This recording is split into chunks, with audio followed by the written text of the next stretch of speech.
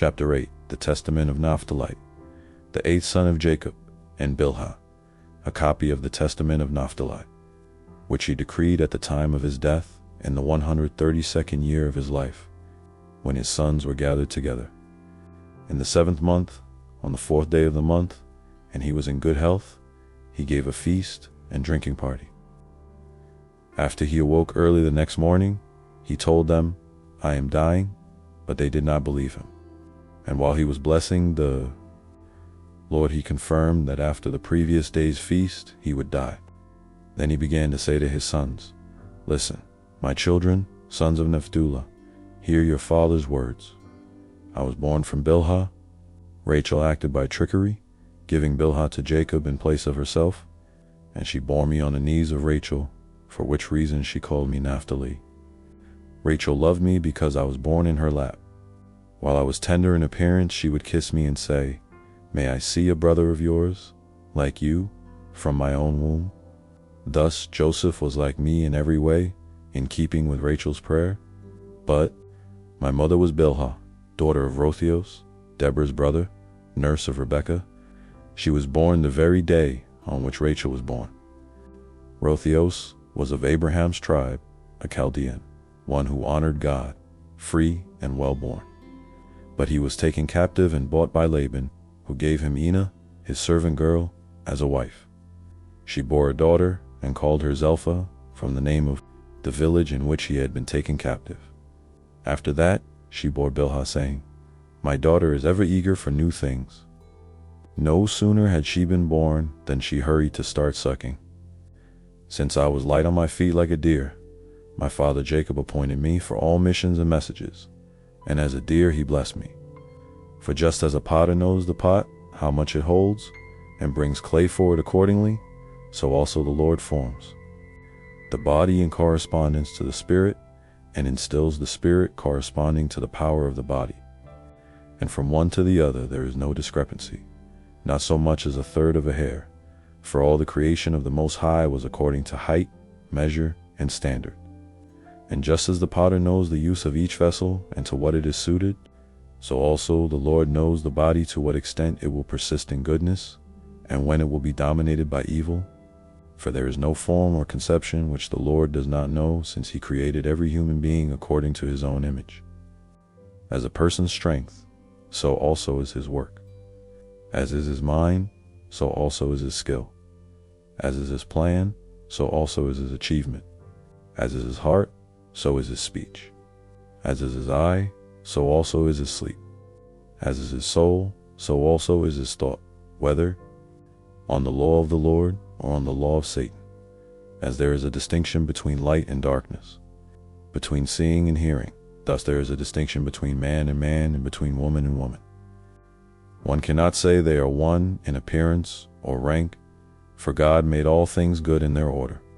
The 5 senses in the head, to the head he attached the neck, in addition to the hair for the enhancement of appearance, then the heart for prudence, the belly for excretion from the stomach, the windpipe for health, the liver for anger, the gallbladder for bitterness, the spleen for laughter, the kidneys for craftiness, the loins for power, the lungs for the chest, the hips for strength, and so on.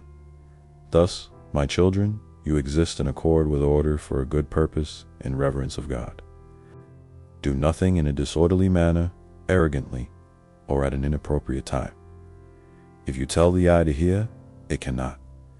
So you are unable to perform the works of light while you are in darkness.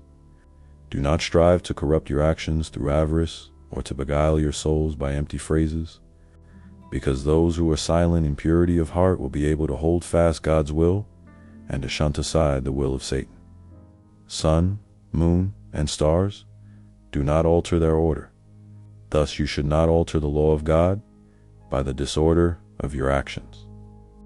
The nations, because they wandered astray and forsook the Lord, have changed the order, and have devoted themselves to stones and sticks, patterning themselves after wandering spirits. But you, my children, shall not be like that. In the firmament, in the earth, and in the sea, in all the products of his workmanship discern the Lord who made all things. so that you do not become like Sodom, which departed from the order of nature. Likewise, the watchers departed from nature's order. The Lord pronounced a curse on them at the flood. On their account he ordered that the earth be without dweller or produce. I say these things, my children, because I have read in the writing of holy Enoch that you also will stray from the Lord, living in accord with every wickedness of the nations and committing every lawlessness of Sodom. The Lord will impose captivity upon you. You shall serve your enemies there, and you will be engulfed in hardship and difficulty until the Lord will wear you all out. And after you have been decimated and reduced in number, you will return and acknowledge the Lord your God. And it shall happen that when they come into the land of their fathers, they will again neglect the Lord and act impiously. And the Lord will disperse them over the face of the whole earth until the mercy of the Lord comes. A man who effects righteousness, and he will work mercy on all who are far and near. In the 40th year of my life, I saw on the Mount of Olives east of Jerusalem that the sun and the moon stood still. And behold, Isaac, my father's father, was saying to us, Run forth, seize them, each according to his capacity. To the one who grasps them with the sun and the moon belong. All of them ran, but Levi seized the sun in Judah, outstripping the others, grasped the moon. Thus they were exalted above others. Levi became like the sun. A certain young man gave him 12 date palms. And Judah became luminous like the moon, and 12 rays were under his feet. Then running toward the others, Levi and Judah seized them. And behold, there was a bull on the earth, with 2 great horns and an eagle's wing on his back. They tried to lay hold of him, but were unable. But Joseph overtook them and seized him and went up with him into the heights. And I looked, since I was there, and behold, a sacred writing appeared to us, which said that Assyrians, Medes, Persians, Elamites, Hellashians, Chaldeans, and Syrians shall obtain a share in the 12 staffs of Israel through captivity. And again after the 7 months I saw our father Jacob standing by the sea at Jamnia, and we, his sons, were with him. And behold, a ship came sailing past, full of dried fish, without a sailor or pilot. Inscribed on it was the ship of Jacob. So our father said to us, Get into the boat. As we boarded it, a violent tempest arose, a great windstorm, and our father, who had been holding us on course, was snatched away from us. After being tossed by the storm, the boat was filled with water and carried along on the waves until it broke apart. Joseph escaped in a light boat while we were scattered about on 10 planks. Levi and Judah were on the same one. Thus we were dispersed, even to the outer limits. Levi, putting on sackcloth, prayed to the Lord on behalf of all of us. When the storm ceased, the ship reached the land as though at peace. Then Jacob our father approached, and we all rejoiced with one accord. These 2 dreams I recounted to my father, and he replied, These things must be fulfilled at their appropriate time, once Israel has endured many things. Then my father said, I believe that Joseph is alive, for I continually see that the Lord includes him in the number with you. And he kept saying tearfully, You live, Joseph, my son, and I do not see you, nor do you behold Jacob, who begot you. He made me shed tears with these words of his.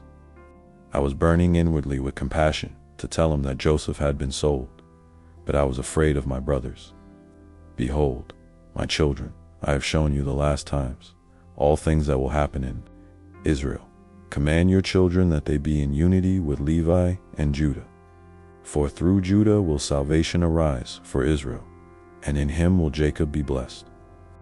Through his kingly power God will appear, dwelling among men on the earth, to save the race of Israel, and to assemble the righteous from among the nations. If you achieve the good, my children, men and angels, will bless you, and God will be glorified through you among the nations. The devil will flee from you, wild animals will be afraid of you, and the angels will stand by you. Just as anyone who rears a child well is held in good esteem, so also there will be a virtuous recollection on the part of God for your good work. The one who does not do good, men and angels will curse, and God will be dishonored among the nations because of him. The devil will inhabit him as his own instrument. Every wild animal will dominate him, and the Lord will hate him. And there are the 2 commandments. Unless they are performed in proper sequence, they leave one open to the greatest sin. It is the same with the other commandments.